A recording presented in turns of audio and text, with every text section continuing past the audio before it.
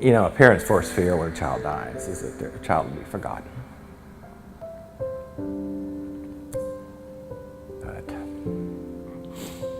But that's not the case here.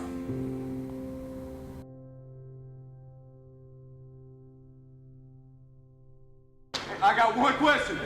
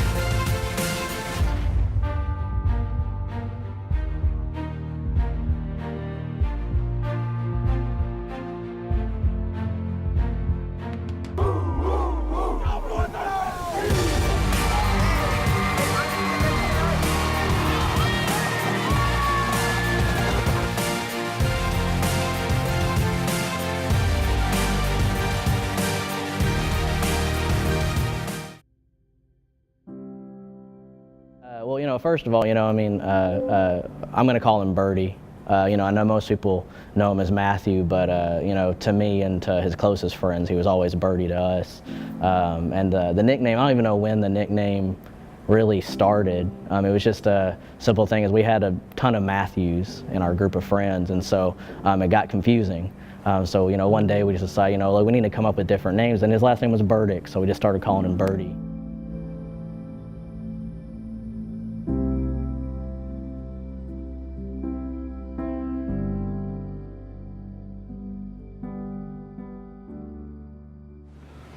Bird.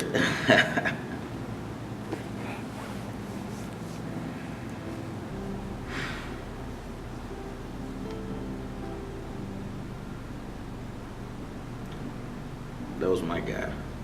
That was my guy. He was just a great kid, just a great human being that cared for others and wanted to lead by example. He wasn't a rah-rah guy, but he was the type that would always encourage, always try to do what's right.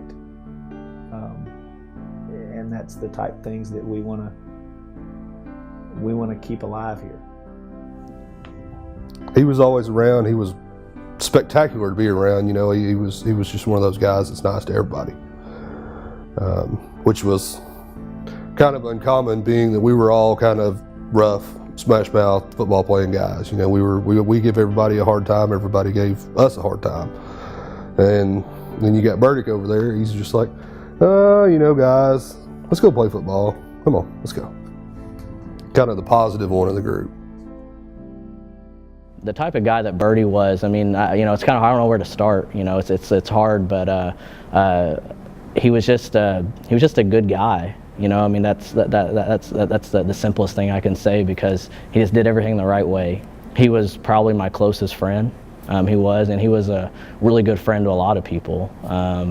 He was always that guy that, you know, he'd talk to you, you know, anytime you needed him, you know, anytime you needed to be picked up. He was the guy who would make you smile, you know, tell a joke, kind of brighten it up a little bit if things were getting too serious.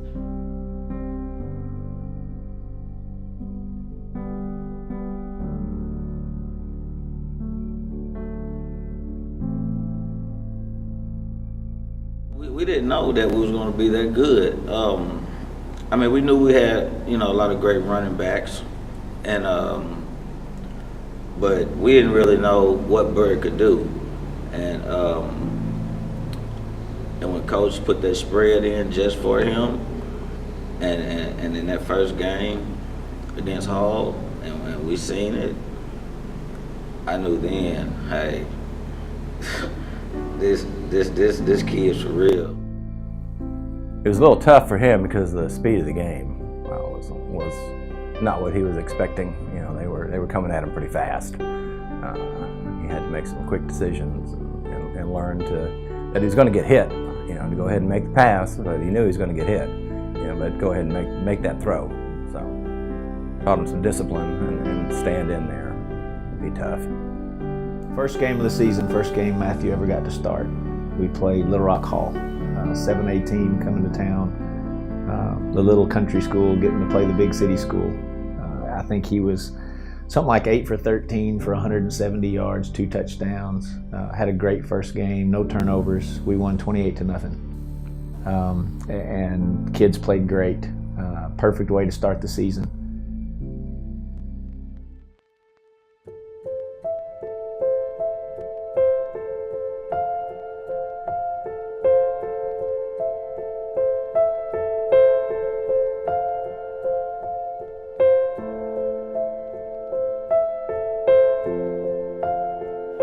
All I remember is, kind of waking up and there was smoke and Birdie wasn't moving.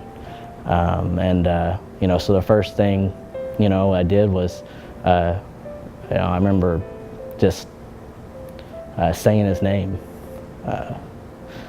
over and over again, Birdie, please wake up.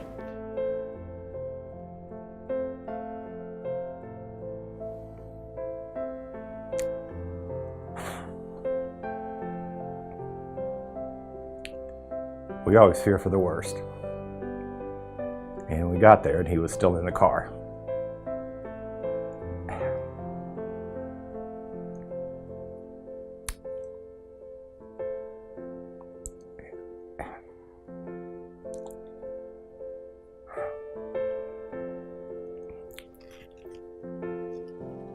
We just wanted him to be okay.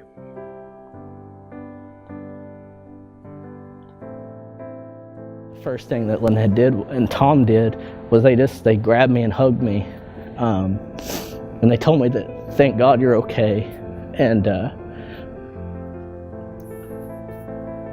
just can't express how much that meant to me, because their son was sitting about 25 feet away, not moving, and that was the first thing they did. Was they just hugged me and told me, thank God you're okay. I told my mom, I said, hey, I need to get to the hospital. I need to get to the hospital. She rushed me up there, and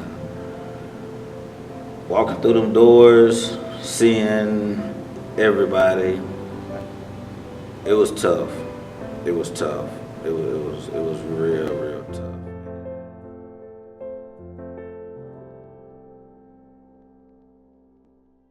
The week Matthew passed away, we were scheduled to play Oak Grove.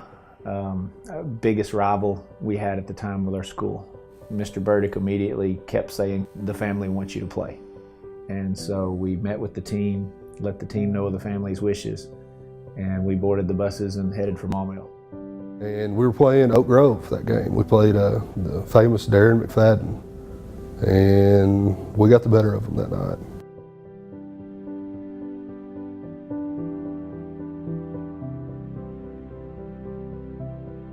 Just tell us, hey, let's just stay at it, let's just do what we do, let's keep playing, that's all you kept hearing. Hey, we got Bird with us, we got Bird with us, we got Bird with us. It was a very, very powerful year, and it really probably started when we played Magnolia. That was phenomenal. They won a game in Magnolia with no time left on the clock, field goal. In the fourth quarter, our kicker breaks his arm. And with about 4 or 5 minutes left, Blake Massey broke his arm, had to be taken to the hospital. And you can remember thinking to yourself, oh, boy, Lord, something's got to give. We need some help, and now's when we need it.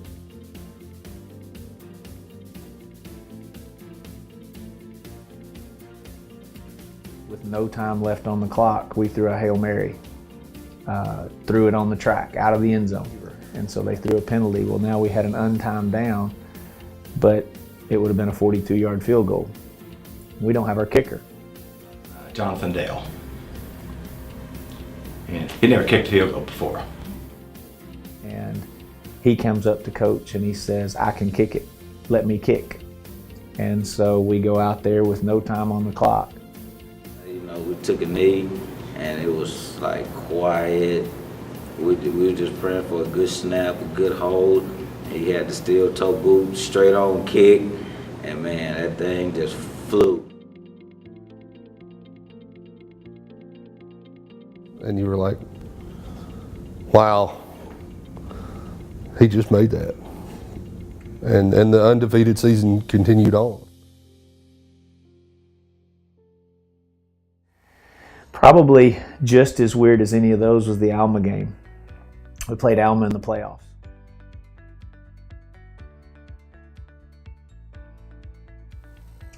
And it was the fourth quarter of that game. It's 14-14, tie ball game. Hard wind coming out of the west, blowing right in our face. And just as we lined up, the wind died. And I'll never forget it as long as I live, everybody just kind of froze. The whole sideline went totally quiet.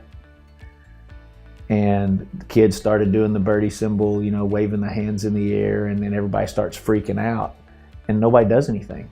Play clock's running down. Then the wind completely changes directions. Instead of blowing in our face at probably 15, 16 miles an hour, it's blowing at our backs. And my dad screams out, "Kick it, snap the ball, kick it, kick it." Yeah, I want to say it almost looked like a dying duck flying through the air. It just barely sailed right across there. Things like that, they don't just happen. And it was very powerful to go through. If it wasn't for that, I don't think we would have went 10-0. You know, because I don't feel we would have had nothing to play for. He definitely had a part in it, and that's what drove us. That's what drove us. Birdie wore number 12. After he passed, there were 12 seniors left. We won 12 ball games in a row. He passed on September 12th.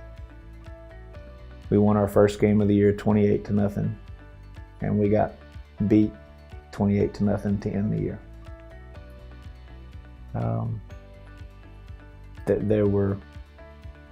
There were too many things that happened during that season that nobody that lived through it could ever explain. To not have been something powerful enough, the divine intervention, the good Lord above showing these kids that something much greater than them exists in this world. It made you appreciate things a whole lot more.